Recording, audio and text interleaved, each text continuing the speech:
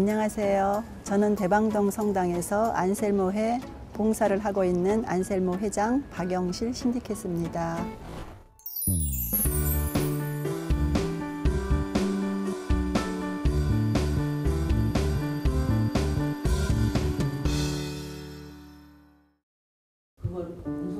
저희 안셀모회는 2015년 대방동 본당에서 창립된 단체인데요. 세례받은 지 1년에서 5년 된 신자들에게 정기적으로 연락을 해서 신앙생활을 잘 할 수 있도록 돕고 있습니다. 특히 새로 영세받은 신자들이 성당에 와서 소외감을 느끼거나 상처받지 않도록 지속적으로 관심을 갖고 소통하기 위해 노력합니다. 이렇게 한 사람 한 사람에게 사랑을 쏟다 보면 차갑게 닫힌 마음도 어느새 하느님을 향해 활짝 열리곤 합니다. 모두가 하느님의 사랑 안에서 뜨겁게 살아가게 될 날을 기다리며 저는 오늘도 기쁜 마음으로 신자들을 만나고 있습니다. 예, 저희 신부님이 해마다 어느 성당이나 마찬가지겠지만 영세를 몇백 명에서 큰 성당은 몇천 명까지 이렇게 1000명 정도까지 이렇게 영세를 시키는데 그렇게 몇 년을 하다 보면 신자 수가 늘어야 되잖아요. 늘어야 되는데 항상 그 신자 수가 그 신자 수라는 거예요. 그래서 이게 도대체 왜 뭐가 문제일까? 일단 그렇게 새 신자들의 무슨 문제가 있는지 좀 알아보는 단체가 있었으면 좋겠다라고 생각을 하셨대요. 그래서 이제 회의하는 날이 안셀모 성인 축일이었어요. 그래서 그러면 이 단체를 하나 만들어 보자. 그리고 단체 이름은 안셀모로 하자라고 이제 말씀을 하시고 총구역장님한테 이제 좀 사람을 구해봐라라고 말씀을 하셨고요.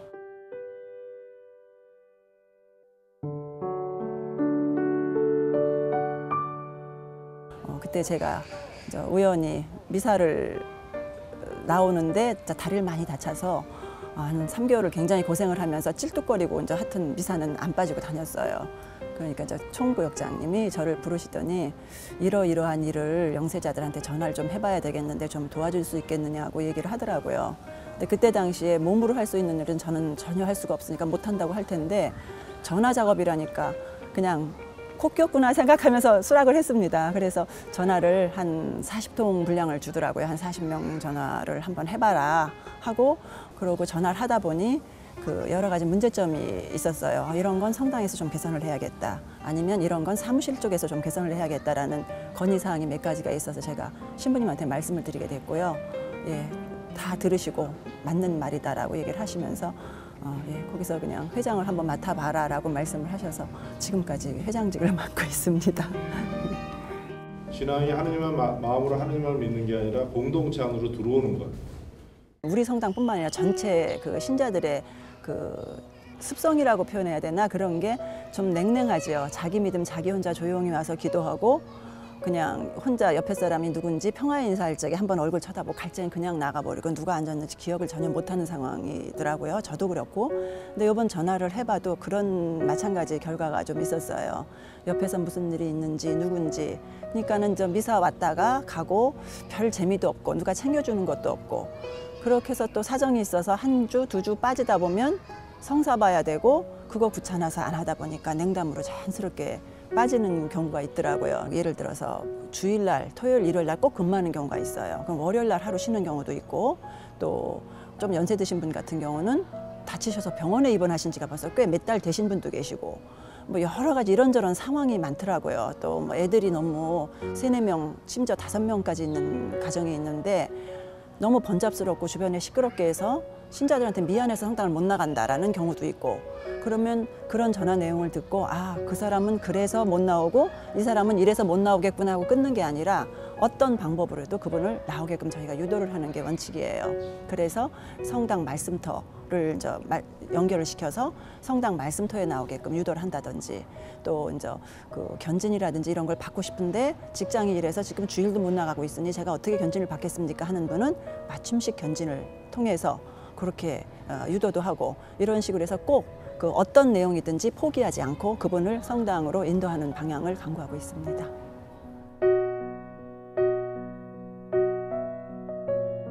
대부분 전화를 해보면 반응이 호응이 너무 좋은 거예요. 감격도 하시고 고맙다는 얘기도 하고 제가 느낀 점은 이런 단체가 사실은 진작 있었어야 될 것이고 다정하게 챙겨주고 이렇게 이끌어주고 하는 게 이게 맞는 건데 진작 있었으면 참 좋았을 걸 하는 생각을 하고 저희 회원들도 다 똑같은 생각을 해요. 진작부터 있어야 된다. 이렇게 해서 아주 열심히 즐겁게 일들 하고 있습니다.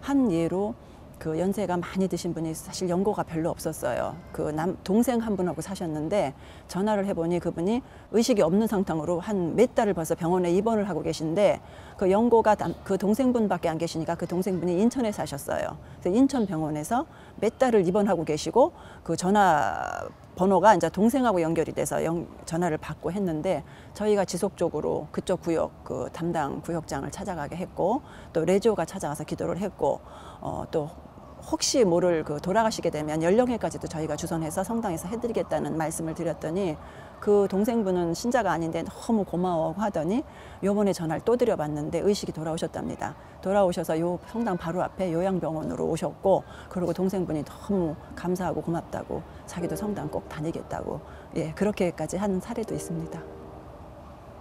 그 저희가 또 그 고마운 경우도 있어요. 예를 들어서 고3이었는데 나이상으로 봤을 때 고3인데 그 담당 회원이 전화를 계속해도 받지를 않아요. 그러니까 이제 문자를 한 거예요. 나이상을 봐서 고3인 것 같은데 지금 수능 공부하냐고 애쓴다. 힘들지 않느냐 이런 식으로 해도 당연히 답장이 없죠. 그래서 1년 내내 좋은 성경 문구하고 그 격려하는 거를 한 달에 한 번 아니면 빠를적인 일주일에 한 번씩을 계속 그 회원한테 하게 시켰고 그 회원이 그렇게 했어요. 어느 날 답장이 왔어요. 걔한테. 너무 고마웠다고 1년 동안 자기가 마음도 그렇고 뭐 성당 활동할 수도 없고 사실 모르는 전화번호가 계속 와서 귀찮기도 하고 했는데 하루같이 한결같이 변하지 않고 그렇게 좋은 격려 말씀 이렇게 해주시고 그런데 너무 감사하다. 저도 이제 대학 들어가서 사회 나가면 봉사장님 같은 봉사를 하겠다라는 문구에 그 답장을 보내와서 그거를 저희 회의 시간에 발표를 해서 그 회원 역시 울고 저희도 전부 눈시울이 좀 뜨거워졌던 경우도 있고요. 그러니까 하나하나가 좀 소중한 경험이지요. 저희한테는.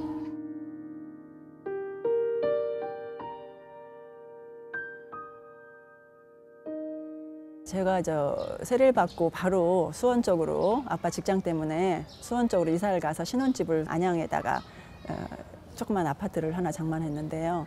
그러면서 이제 입덧도 시작되고 또 결혼 생활도 했으니까 좀 여러 가지에 적응도 해야 되고 또 주변 이웃이 다 바뀌었잖아요. 모르는 낯선 아파트, 조그만 아파트에 가서 앞집 뒷집 사실 모르는 상황이고 이런 상황에서 그 성당에서 반장님하고 이제 그 총무님이 방문을 왔더라고요.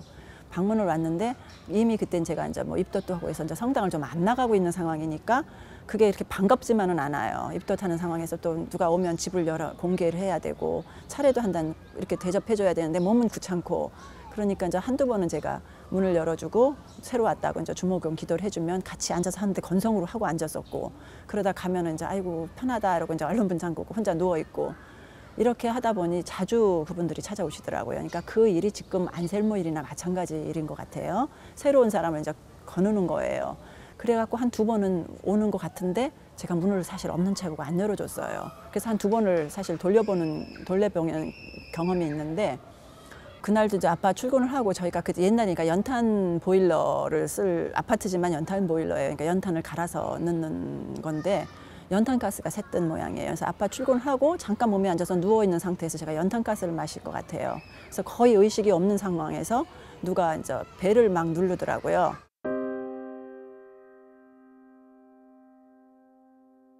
새댁이 있을 텐데 입덧하는 것 같은데 어디 안 갔을 텐데 이런 소리도 들리고 막 대문을 두들기는데 제가 눈을 떠보니까 일어날 수가 없을 정도로 막 어지럽고 막 너무 힘이 든 거예요. 근데 그 상황에서 성당에서 왔다는 건 아는데 문을 열어줘야겠는데 나갈 수가 없어요. 너무 어지럽고 해서. 근데 열어줘야 내가 산다는 생각도 했어요. 사람이 나를 병원을 데려갔든지 어떻게 해야 될 거 아닌가 이 생각에. 그래서 어떻게 해서 하여튼 기어서 갔는지 어떻게 갔는지 해서 문을 열고 그 앞에서 이렇게 푹 쓰러졌는데 이분들이 깜짝 놀라면서 어머나 새댁이 연탄가스 맡았네 이러면서 창문 열고 대문 활짝 열어놓고 냉장고를 막 뒤지더니 거기서 뭐 김치국물 같은 걸 해서 내 입에다 넣고 그러면서 이제 한 분은 그 연탄 위에 그 들통을 올려놨었는데 들통을 꺼내고서는 거꾸로 매달려서 그 연탄불이 뜨겁잖아요. 그 꼬챙이 같은 걸로 그 안을 막 파더라고. 손이 그러니까 하다가 너무 뜨거우니까 아이 뜨거워 나와갖고 다시 고무장갑, 저 싱크대에 있는 고무장갑 끼고 막 엎드려서 그걸 파내더라고요. 그러면서 그게 냄새가 싹 순식간에 없어져요. 가스 냄새가 거기가 막혔대요. 순식간에 싹 없어지는 거예요.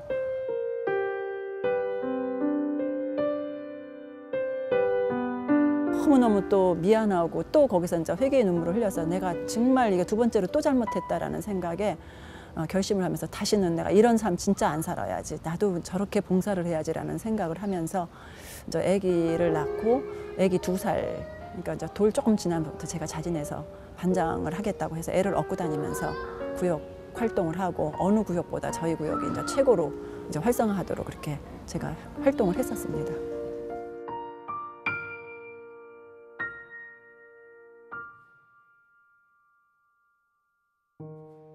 우리 아들 고3 때 수능을 망치고 와서 그냥 나름 공부를 잘해서 명문대를 갈 거라고 다 선생님도 하고 저도 그렇게 기대를 했었는데 뭐 밀려서 갖고 60문제가 밀렸으니까 뭐 이건 있을 수도 없는 얘기고 그때 당시에도 1년 동안 계속 성모님한테 묵주기도를 했고 성당에서 단체로 고3 엄마들 기도 모임이 있었으니까 하루도 안 빠지고 기도를 했고 기도하면서 기도 내용이 꼭 명문대를 보내주세요가 아니라 우리 아들 실력만큼 꼭 시험 보게 해주세요가 1년 동안의 그 제 기도 지향이었어요. 건강하게 시험 잘 보고 그날 무슨 사고 나지 않고 실력대로만 꼭 발휘하게 해주세요라는 기도를 했는데 그때 제가 충격을 받아서 좀 하혈도 하고 그러면서 하느님이 안 계시다는 생각이 그때 들더라고요. 내가 이렇게 사는데 하느님 왜 나한테 자꾸만 이러시지? 이런 생각이 들어요. 그래서 그때 제가 잠깐 우울증도 있으면서 사실은 한 달 이상을 성당을 안 나왔어요.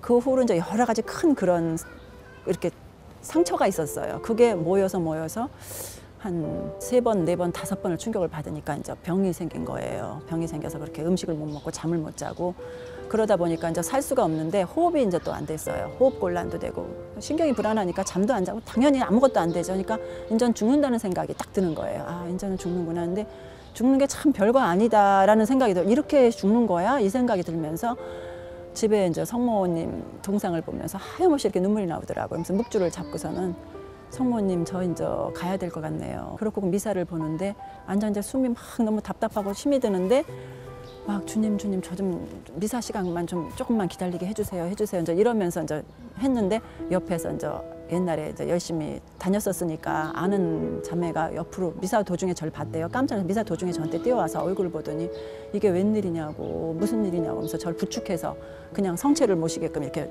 데리고 나가더라고요. 나가더니 신부님 신디께서 안수 좀 해주셔야 될 것 같다고. 그래서 안수를 받고 그러고 부축해서 이제 이 백화점 나와서 일단 성체 먼저 모시고 나와서 여기 앉아 있다가 얘 아빠한테 전화를 해서 차로 집에 가고. 근데 그게 거짓말처럼 그날 처음 그렇게 갔다 오고 나서 30분을 처음으로 잠을 잤어요. 마음이 편해지면서. 그러니까 첫날 하루 와서 30분 잠을 자고 둘째 날 와서 한 40분 잠을 자고 이런 식으로 매일.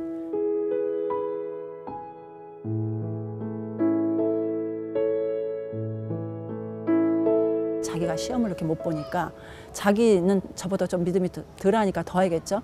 하나님 없대요. 그리고 그날부터 이제 냉담으로 빠진 거예요. 절대로 저는 성당을 가나 보라고 이제 이렇게 얘기를 하더라고요.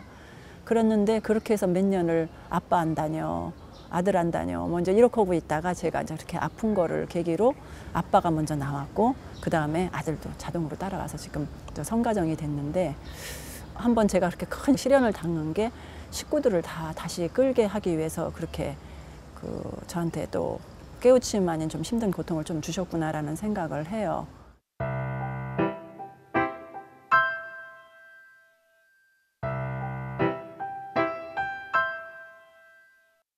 저희 친정엄마가 굉장히 일찍 돌아가셨어요. 저 34살 때 우리 아들이 하나인데 아들 유치원 때 유치원 입학하는 거 보러 온다 하고 전화하시고 30분 만에 영안실이다라고 전화가 왔어요. 그 충격이 또 말도 못했거든요.